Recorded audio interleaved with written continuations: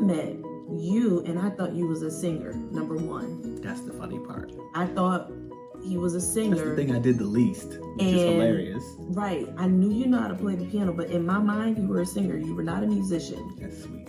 You weren't a musician. Like I was never around you the way you were, like, when we got married as a musician. So you were a completely different person in that regard. And I'm like, right, okay, this is something that he likes to do, and he considers himself a musician. Everybody else does, but I know you as a singer. And even if you're a singer, okay, I would sort of kind of consider myself I would consider myself a singer from choir, praise and worship, and I know what that's like. And what I did is not what you're doing. So what are you doing? What's going on? Like, that was crazy. Mm-hmm. Even when, like, the short amount of time from visiting, you wasn't trying to go play. You was spending time with me. I was in your face. Fellas, don't start nothing. Don't start nothing that you're can't not continue willing to maintain. Maintain. And don't be doing things just to get the girl, and then you have a certain expectation. The girl has a certain expectation, and then you treat her crazy because you started this expectation. Right. Don't start nothing that you can't finish. Because when I was coming back to New York and you was coming to see family from the military, you was coming up from college. We didn't go to we went to like one New Year's service. You didn't even invite me to go. You wasn't in town yet for the shed. Any of the times, like, you didn't even invite me to go to this musical thing or to whatever. To the shed. He was just trying to hang out. So for me, it's like, granted, that wasn't a whole bunch of time, but it's like, okay, this is what I know, even when I came to Nebraska. Mm-hmm. So my understanding is this is the person you are. And then when I got there, he was doing what he was doing. The most. He was doing what he was doing. I was doing the most. And on the flip side, ladies, wives, whoever is watching this, you got to be patient and understanding. Like, it doesn't matter to a certain extent that I didn't know that. At the point that I realized that, it ain't like, I thought you said you was in the military, but you really work at Baker's, the grocery store out there. It's like, that's next to the base. No, that's just a lie. That's a straight up deception and lie. But it was just something that I didn't fully know. Seriously. Mm-hmm. Like, I didn't fully know. And which is crazy because my brother is a drummer. So, but even what I experienced with him is not like, he played at the church every Sunday. But I was a different intensity of drummer. You was a different kind of New York drummer. It's like you have the New York. They all do the same thing, but it's levels of intensities. And by the time I was older, my brother was also married and with children, settling a little bit. But he was much older, right? So maybe all of his like gigging days or whatever. Because he was doing this with the jazz band and those other different things. I remember I was there, but I also got to spend time with my brother. Mm-hmm. So, and me and my sister spent time at the gigs, right? Yeah, which is funny. Anyways, go ahead.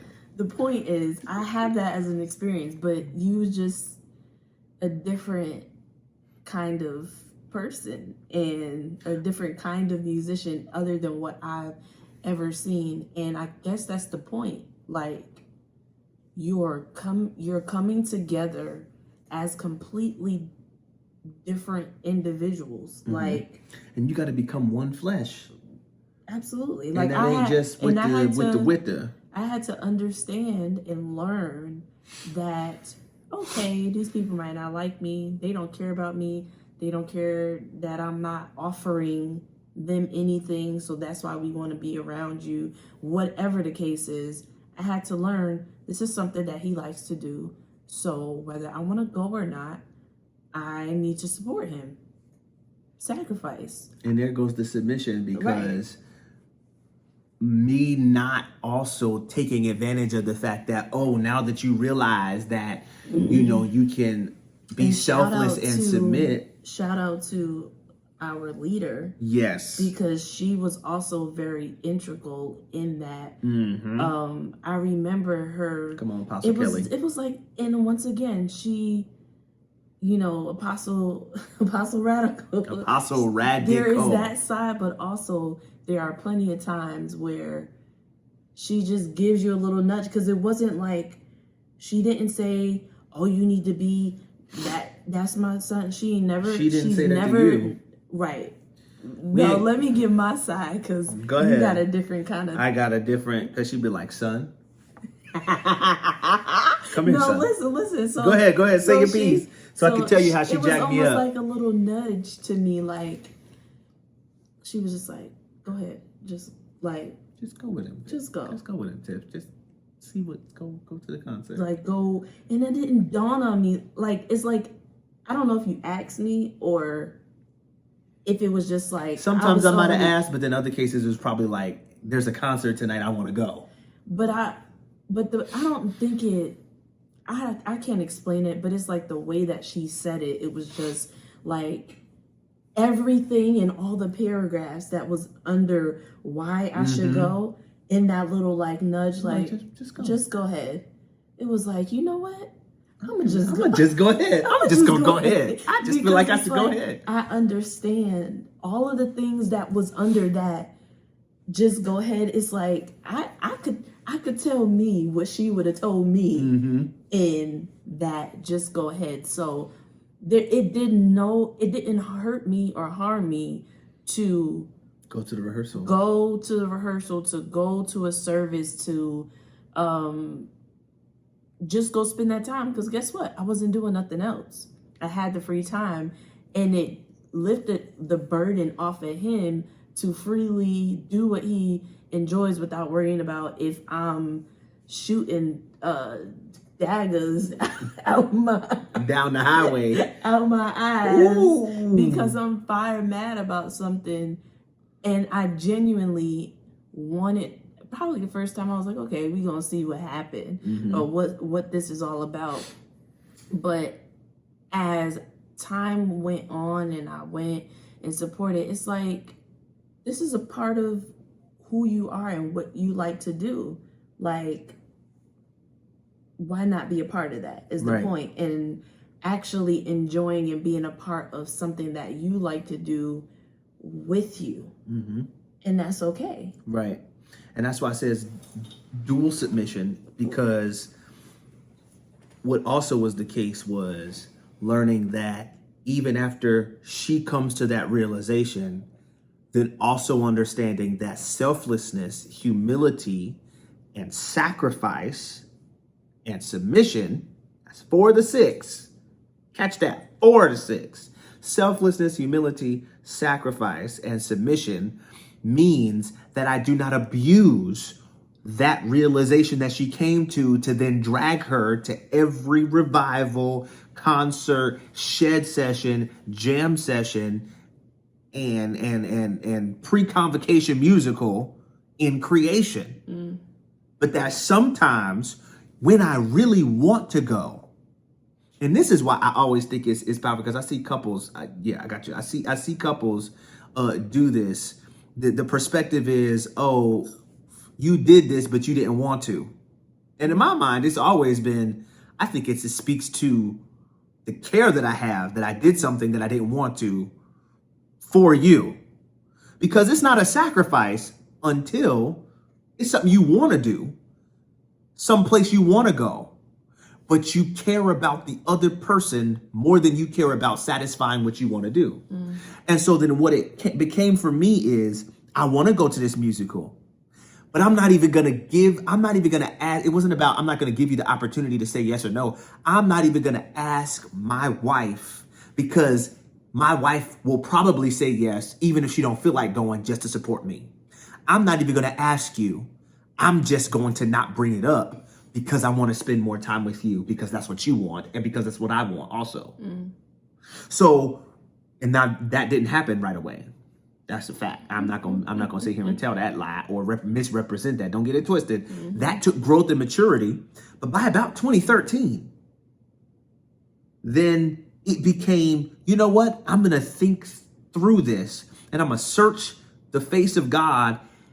And I decided this is going to be, after this gig, this will be my last gig or last performance with this gospel group. And then I'm going to resign from this gospel group so that I won't be in the rehearsals, so that I won't be in the performances, so that I can devote more time to some of the things my wife wants to do. And I'm not going to go and play for these churches and do these different things. It's not because that was inherently wrong. It's not because that's what she was asking me to do. But I gave those things up because I also sensed God directing me a different way.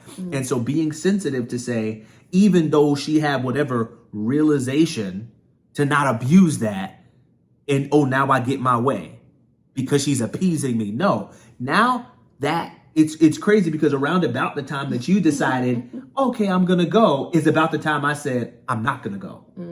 How about that? So then the problems. But it was like, it was probably a year different. Yeah, it was definitely some overlap because you were still coming with me. A lot. Yeah. It wasn't like crazy, but it was every week. Right. Yeah. And so, but at the very least, the point being that. Which is crazy because I grew up around music. I was in the choir all my life. But once again, like, it was something I enjoyed doing, but I guess that defining factor was different. Like, I didn't have that opportunity anymore. I didn't have that opportunity to do that anymore once again. So I just, okay, most of my singing or whatever I was gonna do, I turned to YouTube and I was singing or doing whatever. I was a part of the gospel choir in Bethune, but I cannot remember why I stopped going. Probably some activist reason I stopped going. Some activist. She's such an activist, y'all. For some reason I wasn't going anymore. But yeah.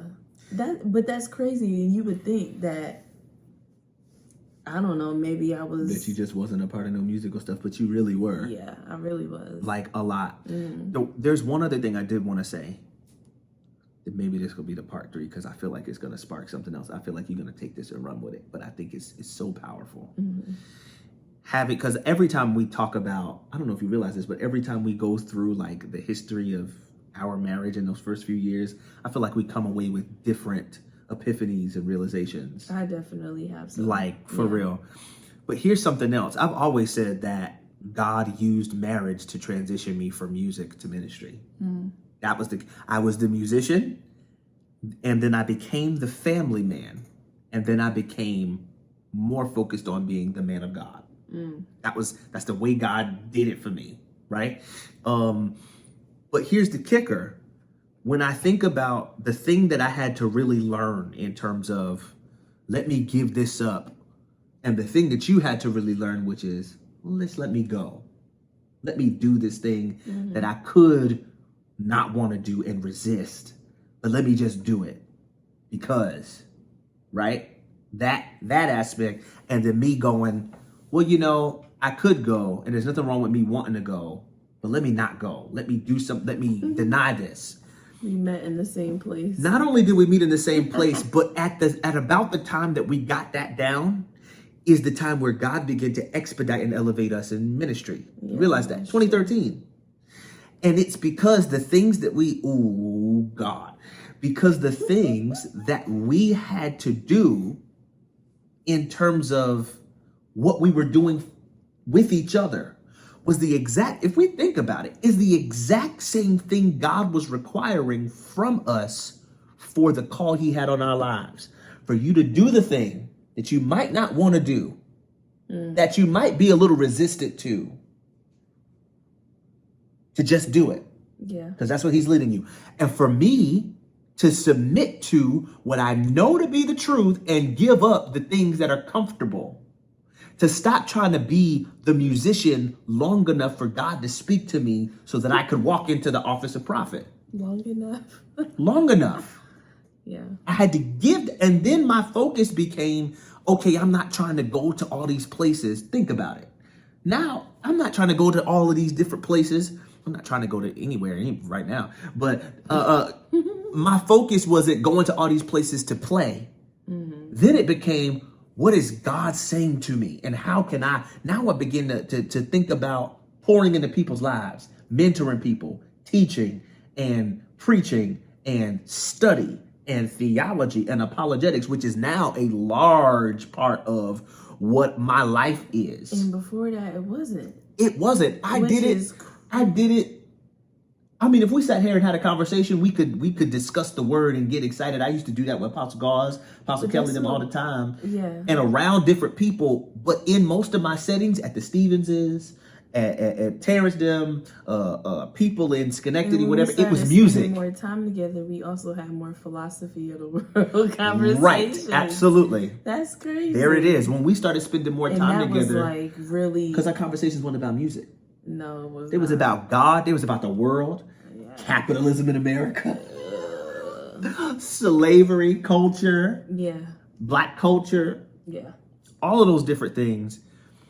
But it really was a turning point. But I never saw it as that. The thing that God had to get us to learn to do with each other is the same thing that he was requiring us to do for ministry. And in that moment, you were set in place as the chief intercessor of Word Clinic International. And I was ordained an elder and consecrated to the office of prophet in 2013. That's pretty crazy.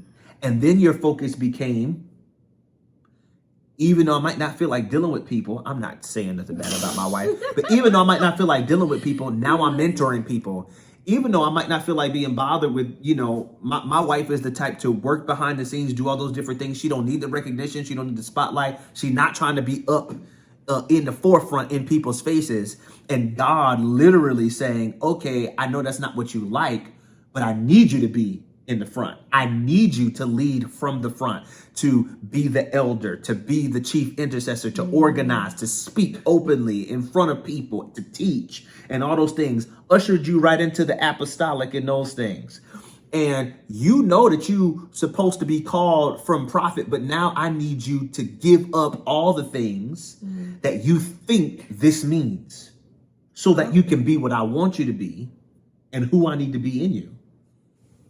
Well, we're going to stop right there. That's good. We got to, you have to come back again. I would love to come back again. Thank you so much for having me, Apostle Tiffany. Absolutely. Come Ms.Radiant. back. Stay tuned for other episodes. We'll have some more guests up here. You're going to be seeing this face often because we have a lot to talk about. So we're going to share it with you guys and hope you guys have enjoyed this. You gonna sign out with me the way I sign out? Yep. Come on, you ready? Yep. Bye. Bye, guys. Thank y'all for joining and being a part.